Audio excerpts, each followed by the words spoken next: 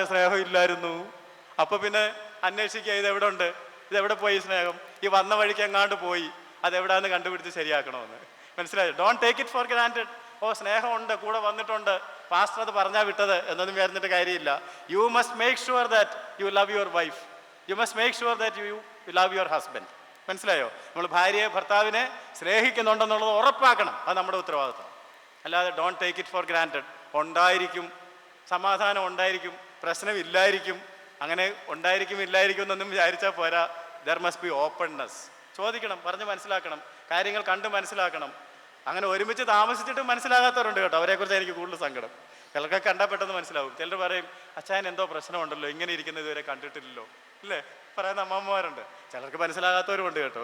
അതുകൊണ്ടാണ് ഞാൻ പറഞ്ഞത്, ഇത് മനസ്സിലാക്കണം. അത് നിങ്ങളുടെ സൗഹൃദത്തെ ആശ്രയിച്ചാണ് ഇരിക്കുന്നത്. അതുകൊണ്ടാണ് പത്രോസിന്റെ ലേഖനം 4-ാം അധ്യായം 1 പത്രോസ് 4:8 നമ്മൾ വായിക്കുന്നു, സകലത്തിലും മുമ്പേ തമ്മിൽ ഉറ്റ സ്നേഹമുള്ളവരായിരിപ്പീൻ. വായിക്കാമോ? സകലത്തിനും മുമ്പേ തമ്മിൽ ഉറ്റ സ്നേഹം ഉള്ളവരായിരിപ്പീൻ, സ്നേഹം പാപങ്ങളുടെ ബഹുത്വത്തെ മറയ്ക്കുന്നു. സകലത്തിലും മുമ്പേ തമ്മിൽ ഉറ്റ സ്നേഹമുള്ളവരായിരിപ്പീൻ, സ്നേഹം പാപങ്ങളുടെ ബഹുത്വത്തെ മറയ്ക്കുന്നു. എന്ന് പറഞ്ഞാൽ ഭർത്താവ് ഭാര്യയുടെ കുറ്റം പറഞ്ഞുകൊണ്ട് നടക്കുന്നില്ല എന്ന്, ഭാര്യ ഭർത്താവിൻ്റെ കുറ്റം പറഞ്ഞു. പല വീടുകളിലും നിങ്ങൾ നോക്കിയോ ഗോസിപ്പ്. എന്താ ഈ ഗോസിപ്പ്? പെണ്ണുങ്ങൾക്ക് അത്യാവശ്യം ജോലി കഴിഞ്ഞാൽ, ആണുങ്ങൾക്ക് ഉണ്ട് കേട്ടോ, ഇപ്പോൾ അത്യാവശ്യം ജോലി കഴിഞ്ഞാൽ പിന്നെ ഗോസിപ്പ്. ഞാൻ പറയും, you gossip the gospel. Gossip the gospel, not the faults of your wife or husband. നമ്മൾ പലപ്പോഴും ചെയ്യുന്നതാ. ഓ അതിയാൻ അങ്ങനെയാണ്, അതിയാൻ ഇങ്ങനെയാണ്. ഞാൻ UC കോളേജ് ജോലി ചെയ്ത ആളാണെന്ന് പറഞ്ഞല്ലോ. എൻ്റെ കൂടെ ഞാൻ ജോലി ചെയ്യുമ്പോൾ മുഴുവൻ പെണ്ണുങ്ങളായിരുന്നു, ഞാൻ മാത്രമേ ഒരാണുണ്ടായിരുന്നുള്ളൂ. അപ്പം ഞാൻ പറയുമായിരുന്നു, സാധാരണ പറയാറുണ്ടല്ലോ, there is a woman behind the success of every man, there were 7 women behind me. കുടുംബത്തിലല്ല കേട്ടോ, ഇൻ ദ ഡിപ്പാർട്ട്മെന്റ്. അപ്പോൾ ഇവർ ഡിപ്പാർട്ട്മെന്റ് വന്നിരുന്ന് പറയുന്നത് ഞാൻ ഇടയ്ക്ക് ശ്രദ്ധിക്കും. അവർ പറയുന്നത് അങ്ങോട്ടും ഇങ്ങോട്ടും പറയുന്നത് മുഴുവൻ ഭർത്താവിൻ്റെ കുറ്റമാണ്. അയാൾ അങ്ങനെയാണ്, അയാൾ ഇങ്ങനെയാണ്, ഒരൊറ്റ നല്ല കാര്യം പറയത്തില്ല. അപ്പോൾ ഞാൻ ഇടയ്ക്ക് ഇടപെട്ട് പറഞ്ഞു കൊടുക്കാറുണ്ട്. ഞാനൊരു വിശ്വാസിയും വേദവസ്തു അറിയാവുന്ന ആളൊക്കെ ആയതുകൊണ്ട് ദയവായിട്ട് നിങ്ങൾ ഇങ്ങനെ ഇത് ചെയ്യരുത്, this is wrong, you don't love your husband എന്ന് അവരോട് പറഞ്ഞു കൊടുത്തിട്ടുണ്ട്. ഞാൻ എൻ്റെ അനുഭവത്തിൽ നിന്ന് പറയുക. അതുകൊണ്ട് ഞാൻ നിങ്ങൾക്ക് ബുദ്ധി ഉപദേശിക്കുകയാണ്. ഭാര്യയുടെയും ഭർത്താവിൻ്റെയും കുറ്റം പറഞ്ഞുകൊണ്ട് നടക്കുക അല്ല ചെയ്യേണ്ടത്. സ്നേഹം പാപങ്ങളുടെ ബഹുത്വത്തെ മറയ്ക്കുന്നു. അവൻ നിന്റെ ശരീരത്തിൻ്റെ ഭാഗമാണ്. നിങ്ങൾ ഒരു ശരീരമാണെന്നാണ് പറഞ്ഞത്. അപ്പോൾ എൻ്റെ കൈക്ക് ആക്സിഡൻറ്റ് വന്ന് ഇത് മുറിഞ്ഞു പോയാൽ ഞാൻ എന്ത് ചെയ്യും? നിങ്ങൾ കണ്ടിട്ടുണ്ടോ? ടർക്കി ഇട്ടുകൊണ്ട് നടക്കുന്നവരെ കണ്ടിട്ടുണ്ടോ? കൈ ഒടിഞ്ഞു പോയാൽ കൈ പോയത് ആരും കാണാതിരിക്കാൻ വേണ്ടി ഒന്നുകിൽ ഫുൾ സ്ലീവ് നീട്ടി കുത്തിവെക്കും, അല്ലെങ്കിൽ ഒരു ടർക്കി അവിടെ ഇടും, എങ്ങനെയെങ്കിലും ഇത് മറച്ചു വെക്കും. പക്ഷെ എൻ്റെ ഭാര്യയ്ക്ക് എന്തെങ്കിലും കുഴപ്പമുണ്ടെങ്കിൽ ഞാൻ എന്ത് ചെയ്യും? ഇത് തുറന്ന് കാണിച്ചുകൊണ്ട് നടക്കുക. അത് കണ്ടോ കണ്ടോ കണ്ടോ, ഇത് ശരിയാണോ? ഇത് ശരിയാണോ? ഒരിക്കലും ശരിയല്ല. അല്ലെങ്കിൽ ഭർത്താവിന് എന്തെങ്കിലും കുറ്റമുണ്ടെങ്കിൽ, നീ നിന്റെ ശരീരത്തിൽ ഒരല്പം പാടുണ്ടെങ്കിൽ ക്രീമൊക്കെ പുരട്ടി റോസ് പൗഡറൊക്കെ ഇട്ട് അത് ശരിയാക്കുകയല്ലേ? ആ ഭർത്താവ് നിന്റെ ശരീരത്തിൻ്റെ ഭാഗമാണ്, ഇച്ചിരി റോസ് പൗഡർ ഇട്ടേക്കാൻ. രാവിലെ കുളിച്ച് കഴിഞ്ഞിട്ടല്ല, അല്ലാതെ തന്നെ അവൻ നിങ്ങൾക്ക് മോശമാണെന്ന് വിചാരിച്ച സാധനങ്ങളൊക്കെ മായിച്ച് കളയാൻ. സ്നേഹം പാപങ്ങളുടെ ബഹുത്വത്തെ മറയ്ക്കുന്നു. തമ്മിൽ ഉറ്റ സ്നേഹമുള്ളവരായിരിക്കും സകലത്തിനും മുമ്പേ. ഫസ്റ്റ് ഓഫ് ഓൾ എന്നാ, സകലത്തിനും മുമ്പേ തമ്മിൽ ഉറ്റ സ്നേഹമുള്ളവരായിരിക്കും, സ്നേഹം പാപങ്ങളുടെ ബഹുത്വത്തെ മറയ്ക്കുന്നു. യേശുക്രിസ്തു തന്നെ നമ്മളെ വിളിച്ചത് എന്താ? യോഹന്നാൻ 15:15 ഞാൻ നിങ്ങളെ സ്നേഹിതന്മാർ എന്ന് വിളിക്കുന്നതെന്നാണ് പറഞ്ഞത്. സോ നമ്മൾ കർത്താവിൻ്റെ സ്നേഹിതന്മാരാണ്. നമ്മൾ പരസ്പരവും സ്നേഹം ബന്ധമുള്ളവരായിരിക്കണം. ചിലർക്ക് കല്യാണം കഴിഞ്ഞൊരു 2 കൊല്ലം കഴിഞ്ഞാൽ പിന്നെ ഒന്നും പറയാനില്ല, ഒന്നും ഷെയർ ചെയ്യാനില്ല. പിന്നെ ഒരിക്കലും എങ്ങും കണ്ട ഞങ്ങൾ ആലുവാക്കാരുടെ ഭാഷയിൽ പറഞ്ഞാൽ മണപ്പുറത്ത് വെച്ച് കണ്ട പരിചയം പോലും ഇല്ലെന്ന്. മനസ്സിലായോ? ഒരു പരിചയമില്ലാത്ത മട്ടിൽ പെരുമാറുന്ന ആളുകളുണ്ട്. ഭാര്യയും ഭർത്താവിൻ്റെ കാര്യം പറയുന്നത്. അത് പാടില്ല. നമ്മുടെ ജീവിതത്തിൻ്റെ അവസാനം വരെയും അങ്ങനല്ലേ നമ്മളിവിടെ ഉടമ്പടി ചൊല്ലിയേച്ച് പോകുന്ന കല്യാണത്തിൻ്റെ സമയത്ത് മരണം നമ്മെ അല്ലെങ്കിൽ കർത്താവ് വരുന്നത് വരെയും തമ്മിൽ ഉറ്റ സ്നേഹമുള്ളവരായിരിക്കും. അപ്പം നമ്മൾ വിവാഹ ജീവിതം വിജയിക്കണമെങ്കിൽ എന്ത് വേണം? Number 1 secret. ഒന്നാമത്തെ സീക്രട്ട് എന്താണ്? തമ്മിൽ ഉറ്റ സ്നേഹം ഉള്ളവർ ആയിരിക്കും. ഫ്രണ്ട്ലിനെസ്, ലവ് ഈച്ച് അതർ, പരസ്പരം ഉറ്റ ഇത് കുടുംബത്തിൽ കൾട്ടിവേറ്റ് ചെയ്യണം. കഞ്ഞി വെക്കുന്നത് പോലെ വെക്കണമെന്ന്. മനസ്സിലായോ? കഞ്ഞി രാവിലെ അടുക്കളയിൽ ചെന്നാൽ ഓട്ടോമാറ്റിക്കായിട്ട് ഉണ്ടാകുമോ? ഇല്ല. അതുപോലെ സ്നേഹം ഉണ്ടാകുകയല്ല, സ്നേഹം കൾട്ടിവേറ്റ് ചെയ്യണം. നിങ്ങൾ സ്നേഹം ആചരിക്കണം. അങ്ങനെ പറഞ്ഞ സ്നേഹം ആചരിപ്പാൻ ഉത്സാഹിപ്പീൻ എന്നാ പറഞ്ഞത്. സ്നേഹം ആചരിക്കണം. നമ്മൾ ഡെലിബറേറ്റ് ആയിട്ട് ഉണ്ടാക്കി എടുക്കേണ്ട ഒരു കാര്യമാണ്. നിങ്ങളങ്ങനെ ഉണ്ടാക്കിയെടുക്കാൻ ശ്രമിക്കുകയാണെങ്കിൽ ദൈവം സ്നേഹം തന്നെ ദൈവം കൂടെ നിങ്ങളുടെ കൂടെ കൂടും. സ്നേഹിക്കുന്നവരെ ദൈവത്തിന് ഇഷ്ടമാണ്. നിങ്ങൾ തമ്മിൽ തമ്മിൽ സ്നേഹിക്കുന്നതിനാൽ നിങ്ങൾ എൻ്റെ ശിഷ്യന്മാരെന്ന് എല്ലാവരും അറിയും. അപ്പോൾ ദൈവം കൂടെ അതുകൊണ്ടാണ് ഈ മുപ്പിരിച്ചരട് അറ്റുപോകുകയെന്നൊക്കെ പറയുന്നത്. മനസ്സിലായോ? കല്യാണത്തിൻ്റെ സമയത്ത് കേൾക്കുന്നതാണ്. അപ്പോൾ നമ്മൾ രണ്ടുപേരും തമ്മിലുള്ള സ്നേഹം ദൈവസ്നേഹത്താൽ ഉറപ്പിക്കപ്പെടുമ്പോൾ നമ്മുടെ കുടുംബജീവിതം വിജയകരമായി തീരും. സോ ദ ഫസ്റ്റ് സീക്രട്ട്, കുടുംബജീവിതം വിജയിക്കാൻ ഒന്നാമത്തെ രഹസ്യം സ്നേഹം, ഫ്രണ്ട്ലിനെസ്. എന്നുവരെ മരണം നമ്മെ വേർപിരിക്കുന്നത് വരെ നമ്മൾ തമ്മിൽ ഉറ്റ സ്നേഹമുള്ള. പക വലിയ കുഴപ്പക്കാരനാ. സ്നേഹം ലംഘനങ്ങളെ മറയ്ക്കുന്നതാണ്. Number 2, faithfulness. രണ്ടാമത് ഞാൻ നിങ്ങളെ ഓർമ്മിപ്പിക്കുന്നത് വിശ്വസ്തത, ഫിഡലിറ്റി എന്നും ഇംഗ്ലീഷിൽ പറയും. സത്യസന്ധത, വിശ്വസ്തത. കുടുംബജീവിതത്തിൽ വേണോ ഈ കാര്യം? കുടുംബജീവിതത്തിൽ ഇത് വളരെയധികം അത്യാവശ്യമാണ്. അതുകൊണ്ടാണ് ദൈവത്തിൻ്റെ പ്ലാൻ ഓരോരുത്തിക്ക് സ്വന്തം ഭർത്താവും, ഓരോരുത്തന് സ്വന്തം. എവിടെ പറഞ്ഞേക്കുന്നത്? 1 കൊരിന്ത്യർ 7-ാം അധ്യായത്തിൻ്റെ 2-ാം വാക്യമാണ്. ഓരോരുത്തന് സ്വന്തം ഭാര്യയും ഓരോരുത്തിക്ക് സ്വന്തം ഭർത്താക്കന്മാരും. ചിലർക്ക് അത് പോരാ കേട്ടോ. ചിലർക്ക് ഒത്തിരി പേരെ ഭാര്യമാരായിട്ടും. ദൈവത്തിൻ്റെ പ്രമാണം മോണോഗമി ആൻഡ് മോണോ ആൻട്രി. മനസ്സിലായോ? ഒരു ഭാര്യ കർത്താവ്. ആദാമിന് ഒറ്റ ഭാര്യയെ കൊടുത്തുള്ളൂ, ഹവ്വായ്ക്ക് ഒറ്റ ഭർത്താവിനെ കൊടുത്തുള്ളൂ. ശരിയാണോ? വേദപുസ്തകത്തിൽ അങ്ങനെയല്ലേ കാണുന്നത്? യെസ്, ഒറ്റ ഭാര്യ ഒറ്റ ഭർത്താവ്. ഓരോരുത്തർ. അതുകൊണ്ടാണ് പൗലോസ് വളരെ കർക്കശത്തോടു കൂടി പറയുന്നുണ്ട്, ഓരോരുത്തന് സ്വന്തം ഭാര്യയും ഓരോരുത്തിക്ക് സ്വന്തം ഭർത്താവും ഉണ്ടായിരിക്കട്ടെ. അവിശ്വസ്തത വരുന്നത് എപ്പോഴാണെന്നറിയാവോ? ഈ ഭാര്യയ്ക്ക് അല്ലെങ്കിൽ ഭർത്താവിനെ അങ്ങോട്ടും ഇങ്ങോട്ടും സത്യസന്ധത ഇല്ലാതെ വരുമ്പോഴാണ്. മലാഖിയുടെ പുസ്തകത്തിൽ നിന്നൊരു വാക്യം വായിക്കാം. മലാഖി പ്രവചനം 2-ാം അധ്യായം 15-ാം വാക്യം. നമ്മൾ നേരത്തെ 14 വായിച്ചത്, 15 വായിക്കാം. ലേശം പോലും സുബോധം ശേഷിച്ചിരുന്ന ഒരുത്തൻ ഒരിക്കലും അങ്ങനെ ചെയ്തിട്ടില്ല. എന്നാൽ ആ ഒരുത്തൻ എന്തു ചെയ്തു? ദൈവം വാഗ്ദാനം ചെയ്ത സന്തതിയെ അവൻ അന്വേഷിച്ചു. നിങ്ങളുടെ ഉള്ളിൽ സൂക്ഷിച്ചുകൊള്ളുവീൻ, തൻ്റെ യൗവനത്തിലെ ഭാര്യയോട് ആരും അവിശ്വസ്തത കാണിക്കരുത്. ആ വാക്യത്തിൻ്റെ ആദ്യ ഭാഗം നിങ്ങൾ മലയാളത്തിൽ വായിച്ചാൽ കാര്യമായിട്ടൊന്നും മനസ്സിലാകുകയില്ല. അത് ഇംഗ്ലീഷിൽ നിങ്ങളെ വായിപ്പിച്ചൊരു ഗുസ്തി പിടിക്കാൻ ഞാനിപ്പോൾ ശ്രമിക്കുന്നുമില്ല. നിങ്ങൾക്ക് ഇംഗ്ലീഷ് അറിയാവുന്നവർ വീട്ടിൽ പോയി വളരെ ക്ഷമാപൂർവ്വം അതിൻ്റെ ഫസ്റ്റ് പാർട്ട് വായിച്ചു പഠിക്കണം. മനസ്സിലായോ? അതിപ്പോൾ ഞാൻ വിടുകയാണ്. അതിൻ്റെ സെക്കൻഡ് പാർട്ടിൽ പറഞ്ഞിരിക്കുന്നത്, തൻ്റെ യൗവനത്തിലെ ഭാര്യയോടാരും അവിശ്വസ്തത കാണിക്കരുത്. തൻ്റെ യൗവനത്തിലെ ഭാര്യയോടാരും, അല്ലെങ്കിൽ തൻ്റെ ഭാര്യയോട്, തൻ്റെ ഭർത്താവിനോട് ആരും അവിശ്വസ്തത കാണിക്കരുത്. That is A second point. വിവാഹ ജീവിതം വിജയിക്കുവാൻ, കുടുംബജീവിതം കെട്ടുറപ്പുള്ളതാകുവാൻ നമ്മൾ രണ്ടാമത് അറിഞ്ഞിരിക്കേണ്ട രഹസ്യം എന്താണ്? വിശ്വസ്തത. ആരും അവിശ്വസ്തത കാണിക്കരുത്. ദൈവത്തിൻ്റെ ദാസന്മാരിൽ ദൈവം അന്വേഷിക്കുന്നത് എന്താ? അവർ വിശ്വസ്തരായിരിക്കണം. എന്നാൽ ദൈവം കണ്ടുപിടിച്ച ഒരു കാര്യം എന്താണെന്ന് ചോദിച്ചാൽ, വിശ്വസ്തന്മാർ മനുഷ്യപുത്രന്മാരിൽ കുറഞ്ഞിരിക്കുന്നു എന്നുള്ളതാണ്. അപ്പം നമ്മുടെ വിശ്വസ്തതയും സത്യസന്ധതയും കുറഞ്ഞു പോകുമ്പോഴാണ് കുടുംബജീവിതം തകരുന്നത്. മനസ്സിലായി? ഇപ്പം മൊബൈൽ ഫോണൊക്കെ ഉണ്ടായതിനു ശേഷം ഒരുപാട് പ്രശ്നങ്ങളാണ്. കാരണം ഇടയ്ക്ക് ഒരു മിസ്ഡ് കോൾ വന്നു, ആരുടെയാണെന്ന് അറിയാൻ ഒരു ആകാംക്ഷ, തിരിച്ചു വിളിച്ചു. അപ്പോൾ ഒരു പെണ്ണിൻ്റെ ശബ്ദമായിരുന്നു, അല്ലെങ്കിൽ ഒരു ആണിൻ്റെ ശബ്ദമായിരുന്നു. ഒരു കൂട്ടരെ മാത്രം കുറ്റം പറയാൻ പാടില്ലല്ലോ. അപ്പോൾ അങ്ങോട്ട് സംസാരത്തിൽ കയറി പോയി, അവസാനം പോകേണ്ടടുത്തെല്ലാം പോയി, അല്ലേ? ഇങ്ങനെയൊക്കെ സംഭവിക്കുന്ന ഒരുപാട് പ്രശ്നങ്ങളുണ്ട്. ടെക്നോളജിയുടെ അഡ്വാൻസ്മെൻറ്റും ഉണ്ട്. ഒരുപാട് പ്രശ്നങ്ങൾ. നമ്മളവിടെ ഓർത്തിരിക്കേണ്ട ഒരു കാര്യം, ആരും തൻ്റെ ഭാര്യയോടോ ഭർത്താവിനോടോ അവിശ്വസ്തത കാണിക്കരുത്. ഒരു കാര്യത്തിലും, സാമ്പത്തിക കാര്യത്തിൽ, ഭൗതിക കാര്യത്തിൽ, ലൈംഗിക കാര്യങ്ങളിൽ ഒന്നിലും അവിശ്വസ്തത കാണിക്കുവാൻ പാടില്ല എന്ന് വേദപുസ്തകം വളരെ വ്യക്തമായിട്ട് പറയുന്നു. You must be faithful to each other in everything. എല്ലാ കാര്യത്തിലും എല്ലാ കാലത്തും മരണം നമ്മെ വേർതിരിക്കുന്നതുവരെയും പരസ്പരം സത്യസന്ധതയും വിശ്വാസ്യതയും ഓപ്പൺനെസ്സും ട്രാൻസ്പെറൻസി വേണം. മൂടി വെച്ചതും ഒളിച്ചു വെച്ചതും അതൊക്കെ അവിശ്വസ്തത ഉള്ളപ്പോഴാണ്, സത്യസന്ധത ഇല്ലാത്തപ്പോഴാണ്. നമുക്ക് എന്നതാ ഒളിച്ചു വെക്കാനുള്ളത്? ഒന്നുമില്ല. രണ്ടുപേരുടെയും പേഴ്സ് ഒന്നാണ്, ഇനി രണ്ട് ശരീരവും ഒന്നാണ്. അതൊക്കെ പറഞ്ഞാൽ കല്യാണം കഴിഞ്ഞ് വിടുന്നത്. പക്ഷെ നമ്മൾ പെട്ടെന്ന് ഒരു മാസത്തിനാക്കി ഇതൊക്കെ മറന്നു പോകുന്നു. So you must be faithful, അല്ലേ?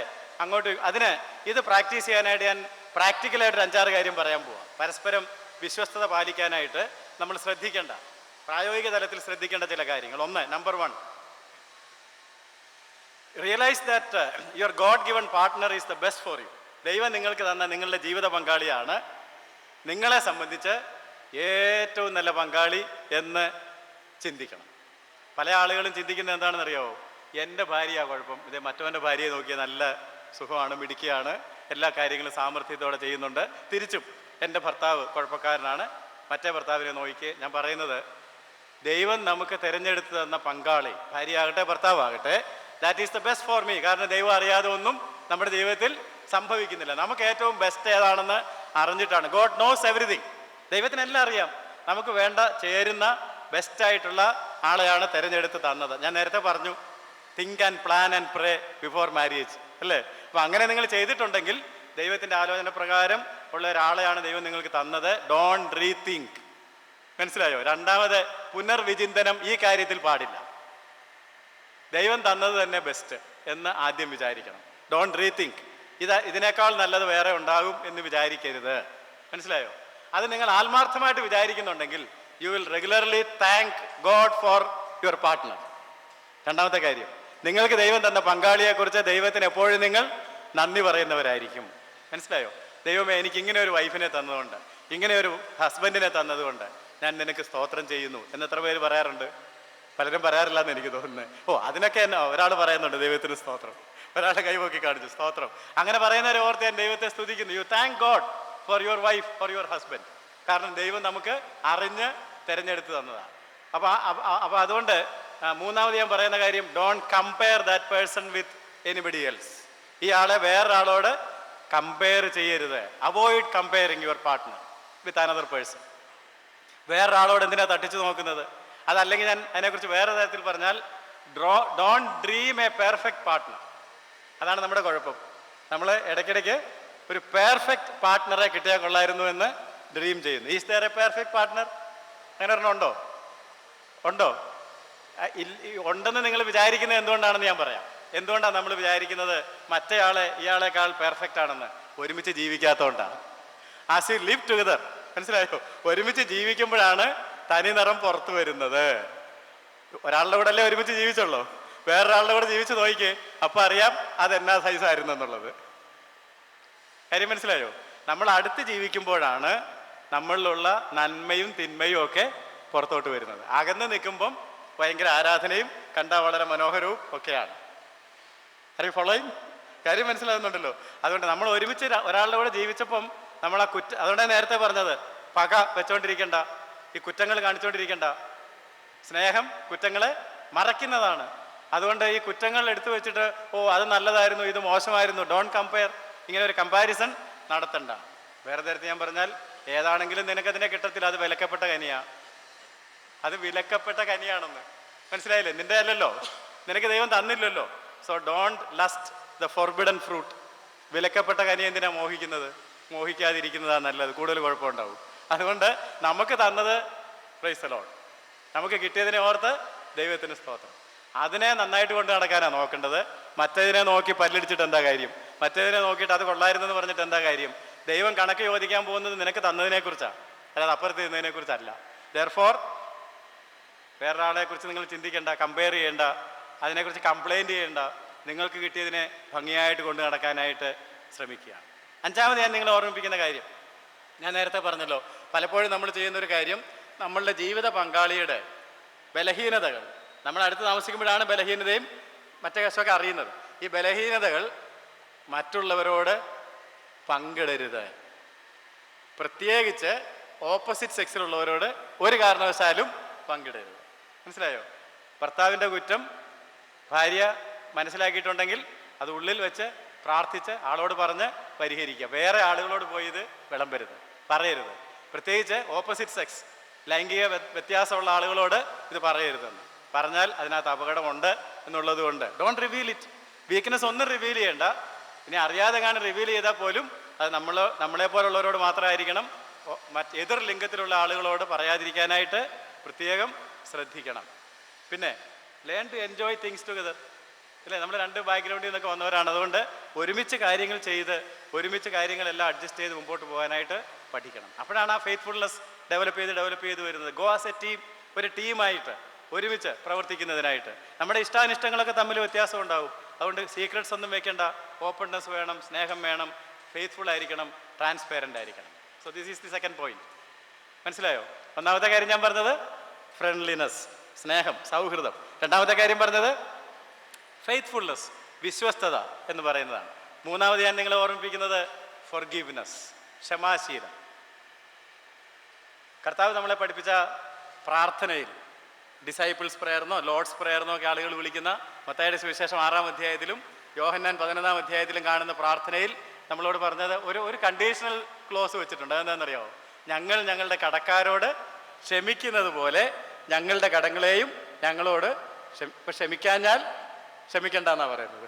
അപ്പം നമ്മൾ കല്യാണം കഴിഞ്ഞ ആളുകൾ അങ്ങോട്ടും ഇങ്ങോട്ടും ക്ഷമാശീലമുള്ളവരായിരിക്കണം. എന്തുമാത്രം? A to Z എല്ലാ കാര്യത്തിലും ക്ഷമിക്കുന്നവരായിരിക്കണം. എല്ലാ കാര്യത്തിലും ക്ഷമിക്കുന്ന ആളുകൾ ആയിരിക്കണം. കാരണം ഞാൻ നേരത്തെ പറഞ്ഞതുപോലെ 2 ബാക്ക്ഗ്രൗണ്ടിൽ നിന്ന്, 2 ടെമ്പറമെൻസിൽ നിന്ന്, 2 ടേസ്റ്റിൽ നിന്ന്, 2 വ്യൂസിൽ നിന്ന്, 2 കുടുംബങ്ങളിൽ നിന്ന് ഒക്കെ വന്നവരാണ്. ഒരുപാട് വ്യത്യാസങ്ങൾ കാണും. ലൈക്സ് ആൻഡ് ഡിസ്ലൈക്സ് ഇഷ്ടം പോലെ കാണും. അത് over the years it will become okay. കുറെ കൊല്ലം നമ്മൾ ഒരുമിച്ച് ജീവിച്ച് ഈ കാര്യങ്ങളൊക്കെ ശരിയാക്കി എടുക്കുമ്പം ആളുകൾ പറയും ചക്കിക്കൊത്ത ചങ്കരനാന്ന് പറയും. മനസ്സിലായോ? അതുവരെ ഏതാണ്ടൊക്കെ തോന്നിയെന്നിരിക്കും. ബട്ട് ശരിയായി, ഇവർ തമ്മിലാണ് ചേരുന്നത് എന്ന് ലോകം മനസ്സിലാക്കും. അതുകൊണ്ടാണ് ഒരാൾ പറഞ്ഞിട്ടുണ്ട്, the only way to coexistence is tolerance. നമ്മൾ ഒരുമിച്ച് ജീവിക്കുന്നതിന് ടോളറൻസ് വേണം, ക്ഷമ വേണം. ക്ഷമാശീലം ഉണ്ടെങ്കിലേ സാധിക്കുകയുള്ളൂ. എന്നാൽ ഒരു വലിയ പ്രശ്നം എന്താണെന്ന് ചോദിച്ചാൽ, സഹോദരിമാർ ക്ഷമിക്കണം കേട്ടോ, ഞാൻ ഇങ്ങനെ വായിച്ചിട്ടുണ്ട്, women and elephants never forget എന്നാണ് പറഞ്ഞേക്കുന്നത്. ശരിയാണെന്ന് സഹോദരിമാർ പറയുക. ഞാൻ ഒരിടത്ത് വായിച്ചതാ, women and elephants never forget എന്ന് പറഞ്ഞാൽ ചില ആളുകൾ എന്ത് വന്നാലും ചില കാര്യങ്ങൾ ക്ഷമിക്കുകയില്ല, ക്ഷമിച്ച കാര്യങ്ങൾ മറക്കുകയില്ല. അതിങ്ങനെ എണ്ണി കണക്ക്. എന്നാലും നിങ്ങൾ എന്നോട് അന്ന് അങ്ങനെ പറഞ്ഞില്ലേ, എന്നാലും നിങ്ങൾ അങ്ങനെ ചെയ്തില്ലേ, എന്നാലും നിങ്ങൾ അങ്ങനെ നോക്കിയില്ലേ, ഇങ്ങനെ ചോദിക്കുന്ന ഒരുപാട് പേരെ ഞാൻ കണ്ടിട്ടുണ്ട്. എന്നാലും അങ്ങ് കളഞ്ഞേക്കാൻ. മനസ്സിലായോ? Forget, forgive and forget. അപ്പോൾ പെണ്ണുങ്ങളെ പറയും, ഒന്ന് പെതുക്കെ പറ. കേട്ടിട്ടുണ്ടോ നിങ്ങൾ? ഒന്ന് പെതുക്കെ പറ, അപ്പുറത്തുള്ള മനുഷ്യരുണ്ട് അവർ കേൾക്കും എന്നൊക്കെ പറയാറില്ലേ? ഞാൻ കേട്ടിട്ടുണ്ട് പലയിടത്തും. അതുകൊണ്ട് ഞാൻ പറയുക, ഞാൻ ഈ ലോകത്തിലാണ് ജീവിക്കുന്നത്. നിങ്ങളാരും ഇവിടെ ജീവിക്കുന്നവരല്ലെന്ന് തോന്നുന്നു. ആരും കേട്ട ഒരു ഭാവവും വെക്കുന്നില്ല. അതോ നിങ്ങൾ വലിയ ഐഡിയലിസ്റ്റുകളായിട്ട് ഇരിക്കുകയാണെന്ന് എനിക്ക് അറിയാൻ പാടില്ല. ആണുങ്ങൾ കോപവും വാഗ്വാദവും വെറുതെ ഒച്ചയിടും, ഒരു കാര്യമില്ല. എന്ത് ചെയ്യണമെന്നാണ് പറഞ്ഞത്? എന്ത് ചെയ്യണം? ആ സമയത്ത് എന്ത് ചെയ്യണം? വിശുദ്ധ കൈകളെ ഉയർത്തി പ്രാർത്ഥിക്കണം. ഒന്നും കണ്ടില്ല അല്ലേ പറഞ്ഞാൽ മതി, ഞാൻ 1 കിലോ പഞ്ചസാര മേടിച്ചോണ്ടിരാം കേട്ടോ, നീ അവിടെ ഇരിക്കുന്നു പറഞ്ഞ് പോയാലും മതി. ഇപ്പൊ വരാം. അല്ലേ ചോദിക്കുക, എന്താ പച്ചക്കറി വല്ലതും മേടിക്കാനുണ്ടായിരുന്നോ? ഇന്നലെ ഏതാണ്ട് വേണമെന്ന് പറഞ്ഞായിരുന്നു, ഞാൻ ഇച്ചിരി മേടിച്ചോണ്ടിരാം കേട്ടോ എന്ന് പറഞ്ഞ് പോയാൽ മതി. പോകുന്ന വഴിക്ക് കൈ ഉയർത്തി ദൈവത്തിന് 10 സ്തോത്രമൊക്കെ പറഞ്ഞ്, ആരും കാണുന്നില്ലല്ലോ, കുറച്ച് അന്യഭാഷയൊക്കെ പറഞ്ഞ് പ്രാർത്ഥിച്ച് പച്ചക്കറി മേടിച്ച് തിരിച്ചു വരുമ്പോഴത്തേക്ക് പ്രശ്നം മിക്കവാറും തീർന്നിട്ടുണ്ടാവും. ശരിയല്ലേ? ചിലരൊക്കെ ശരിയാണെന്ന് പറയുന്നുണ്ട്. അപ്പം വെറുതെ ഒച്ചയിട്ട് ബഹളം വെച്ച് സമയം കളയുന്ന എന്തിനാ? പുരുഷന്മാർ കോപവും വാഗ്വാദവും വിട്ടകന്ന് വിശുദ്ധ കൈകളെ ഉയർത്തി പ്രാർത്ഥിക്കും. Don't shout unnecessarily. എന്തിനാ? ഇതുകൊണ്ടൊരു കറിക്ക് ഉപ്പ് കുറഞ്ഞു പോയാൽ ഉടനെ വൈ ഷുഡ് യു ഷൗട്ട്?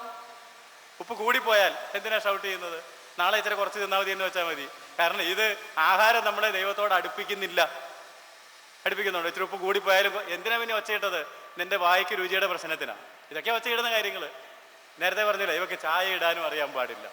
ചായക്ക് ചുവ മാറിയിരുന്ന എന്താണെന്ന കുഴപ്പം? ഇതെന്നാ നിങ്ങളിനി പഠിക്കുന്നത്? നമ്മൾ എന്നാ ഇത് പഠിക്കുന്നത്? ആഹാരം നമ്മെ ദൈവത്തോട് ഇല്ലെങ്കിൽ അത്രയും നല്ലതെന്ന് വിചാരിക്കാൻ. ഈ പുറത്തുള്ളവൻ ക്ഷയിച്ചു പോകട്ടെ, ഇന്നത്തെ ആ കറി മോശമാണ്, അവിടെ നൂണ് വേണ്ട, ഞാനൊരു ഫാസ്റ്റിംഗ്. എഴുന്നേറ്റ് പോയേക്കരുത് കേട്ടോ, ഭാര്യയ്ക്ക് വിഷമം ഉണ്ടാവും, കഴിച്ചേക്കണം. ഞാൻ പറഞ്ഞത് അതിന് കൊടുക്കുന്ന പ്രാധാന്യമാണ് നിങ്ങളെ കൊണ്ട് ഈ ഒച്ചയിടിക്കുന്നത്. മനസ്സിലായോ?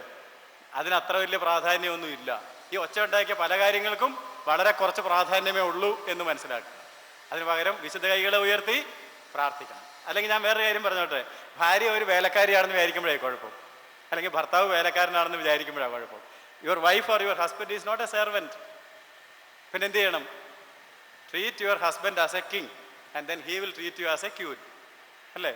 ഭർത്താവ് രാജാവാണെന്ന് വിചാരിച്ച് രാജകീയ ശുശ്രൂഷ കൊടുത്താൽ ഭാര്യ രാജ്ഞിയാണെന്ന് വിചാരിച്ച് തിരിച്ചും നല്ല ശുശ്രൂഷ കിട്ടും. മനസ്സിലായില്ലേ? അല്ലാതെ രണ്ടുപേരും സെർവൻ്റ് ആണെന്ന് വിചാരിക്കുമ്പോഴായി കുഴപ്പം. ഏതാണ്ടെല്ലാം ചെയ്യാനായിട്ട് വിധിക്കപ്പെട്ടവരാണ്.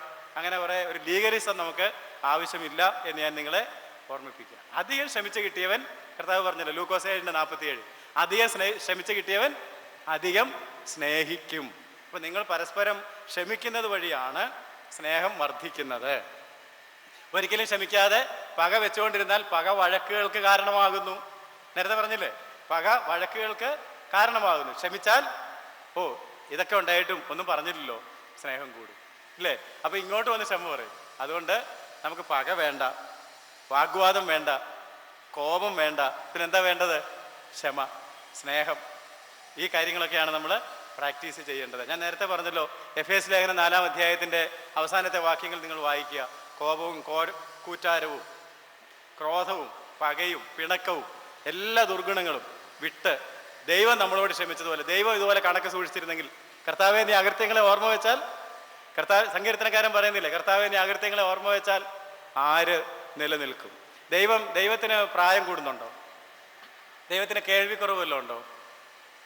പ്രശ്നമായെന്ന് തോന്നി ഞാൻ ചോദിച്ച ചോദ്യം. ദൈവത്തിന് മറവിയുണ്ടോ? ഉണ്ട്. മറവി മാത്രമേ ഉള്ളൂ. നമ്മുടെ പാപം. വേറെ ഒന്നും മറക്കുന്നില്ല കേട്ടോ. ദൈവം മറക്കാൻ സന്നദ്ധനാകുന്ന ഏക കാര്യം നമ്മുടെ പാപം. അത് നമ്മുടെ പാപങ്ങളെ അവൻ്റെ പുറകിൽ എറിഞ്ഞു കളഞ്ഞു. ഉദയം അസ്തമയത്തോട് അകന്നിരിക്കുന്നത് പോലെ അവൻ നമ്മുടെ ലംഘനങ്ങളെ നമ്മോട് അകറ്റിക്കളഞ്ഞു. നമ്മുടെ പാപങ്ങളെ അവൻ സമുദ്രത്തിൻ്റെ അടിയിൽ കുഴിച്ചിട്ട് കളഞ്ഞു. ഒരിക്കലും ഒരു പാപം ചെയ്തിട്ടില്ലെന്നാണ് ദൈവം പറയുന്നത്. നമ്മളോ? നമുക്ക് ആ ഒരു ഗുണം മാത്രം ദൈവത്തിൻ്റെ നിന്ന് കിട്ടിയിട്ടില്ല. ഞാൻ പറഞ്ഞത്, വയസ്സാകാത്ത ദൈവം, ഓർമ്മ നശിക്കാത്ത ദൈവം, കേൾവിക്ക് കുറവ് സംഭവിക്കാത്ത ദൈവം ഒരു കാര്യം മാത്രം മറക്കാൻ തയ്യാറാകുന്നു. ഏത് കാര്യമാണ്? നമ്മൾ ചെയ്ത പാപങ്ങൾ. ഇനിയും നമ്മൾ പാപം ചെയ്യുകയാണെങ്കിൽ അവൻ്റെ പുത്രനായ യേശുവിൻ്റെ രക്തം സകല പാപവും പോക്കി നമ്മെ ശുദ്ധീകരിപ്പാൻ തക്കവണ്ണം അവൈലബിൾ ആക്കിയ ദൈവം. അത് മാത്രമല്ല, ഇനിയും നമ്മൾ പാപം ചെയ്യുന്നെങ്കിൽ നിങ്ങൾക്ക് വേണ്ടി ദൈവത്തിൻ്റെ സന്നിധിയിൽ ഒരു വക്കീലിനെ ആക്കിയിരിക്കുന്ന ദൈവം. നമുക്കൊരു അഡ്വക്കേറ്റ് ഉണ്ടെന്നാണ് പറഞ്ഞത് അല്ലേ? കുഞ്ഞുങ്ങളെ, നിങ്ങൾ പാപം ചെയ്യുന്നുവെങ്കിൽ നിങ്ങൾക്ക് വേണ്ടി പക്ഷവാദം ചെയ്യുവാൻ ഒരുത്തൻ സ്വർഗത്തിലുണ്ട്. എബ്രായ ലേഖനത്തിൽ നിങ്ങൾ വായിക്കുന്നത്, അവൻ നമുക്ക് വേണ്ടി പക്ഷവാദം ചെയ്യുന്നത് കൊണ്ട് 7:21